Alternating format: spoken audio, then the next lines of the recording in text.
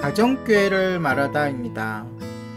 오늘은 가정교회에 대한 질문과 대답 그 6번째로 전체적으로 가정교회를 말하다의 정말 마지막 시간입니다. 오늘을 끝으로 해서 이 코너는 사라지고요.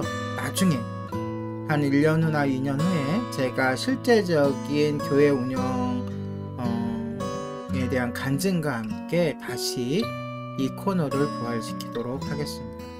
마지막 가정교회에 대한 질문과 대답 6번째. 다음 중요한 질문 중에 하나는 가정교회 운동은 교파에 속해야 하는가입니다. 굉장히 민감한 내용이고 여러 가지 의견이 있겠죠.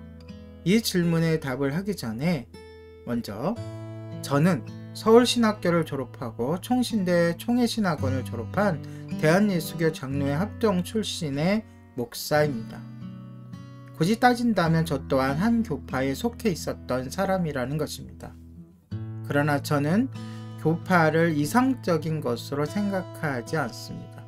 교파를 부정하는 게 아니고요. 교파라는 것이 성경에 부합되는가 할 때에 좀 가슴 아픈 일들이 있는 것이죠. 교리적인 문제를 떠나 그리스도의 몸된 교회가 이렇게 교파라는 것은 뭐냐면 혼자서는 교파가 아닌 거죠. 나누어져 버렸다는 것이에요. 그래서 이 교파가 있고 저 교파가 있는 것이죠.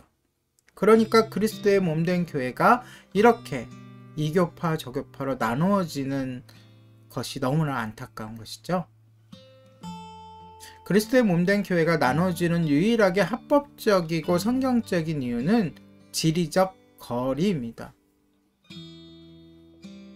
따라서 초기 교회는 연합이라는 신학을 가지고 있었고 도시 전체가 하나의 유기체로 연결되었습니다. 그럼에도 불구하고 교파를 가지고 있는 것이 오늘날의 현실이죠.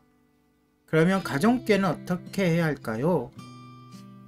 가정교회 운동에 참여하는 사람들도 이 부분에 있어서는 이견이 갈립니다.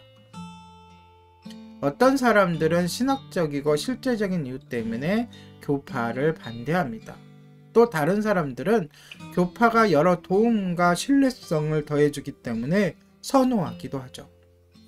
교파에 속하면 보다 넓은 문화적 시각에서 가정교회의 합법성이 높아지고 교리 또는 실행의 신뢰도, 재정과 가용 자원의 활용도, 가정교회를 다른 그리스도인들에게 소개해야 할 기회 등이 올라가는 등 많은 유익이 있을 것입니다.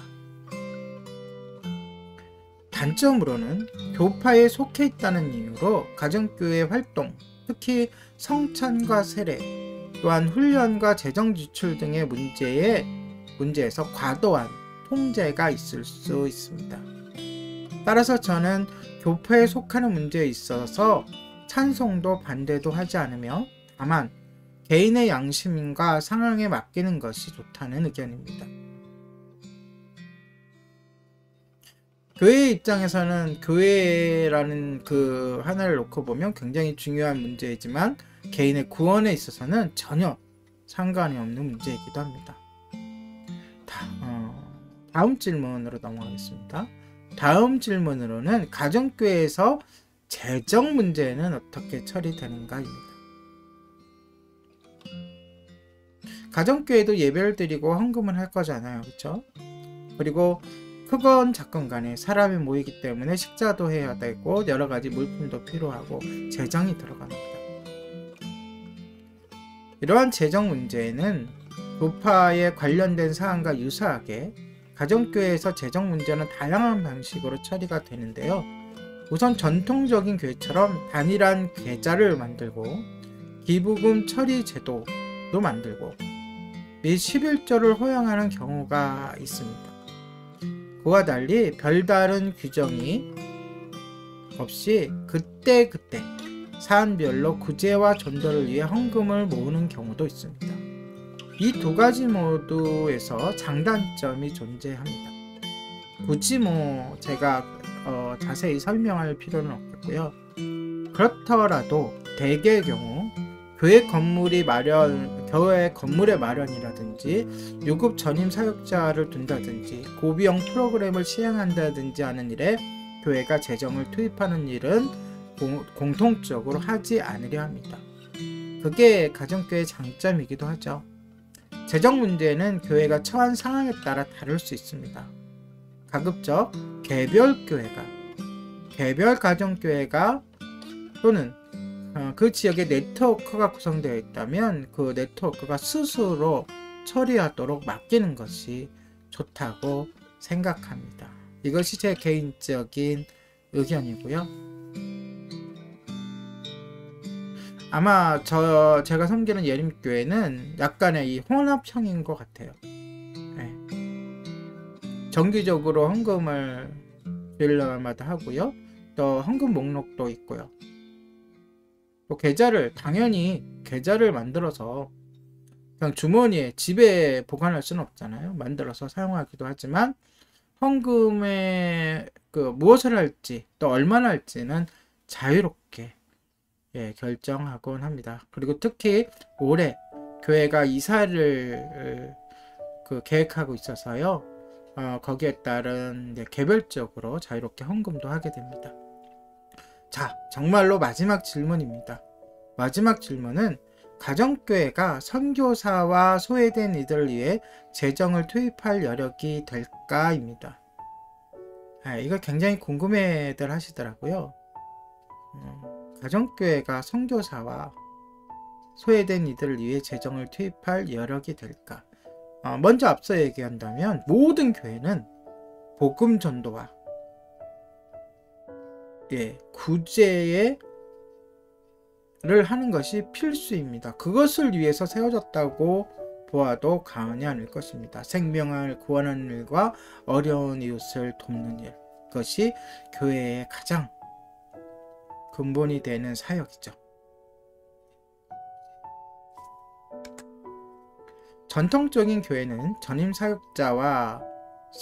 사역자의 사례와 기존 교회 시스템 유지를 위해 예산의 상당액을 사용하죠. 반면 가정교회는 이런 기본 유지 비용이 들지 않습니다. 그래서 하나의 가정교회 자체로는 부족할 수 있죠. 그래도요.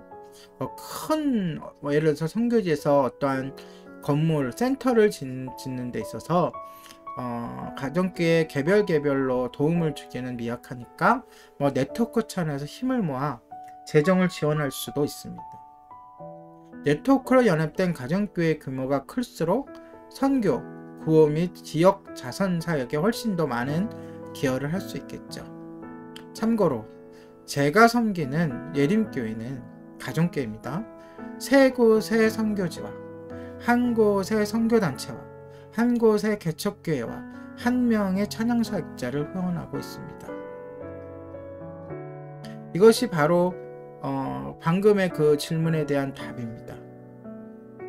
충분히 노력에 따라 또한 계획을 준밀하게 짜고 어떻게 운영하는가에 따라서 충분히 후원할 수 있고 도움을 줄 수 있다. 이것이 제가 드릴 수 있는 답입니다.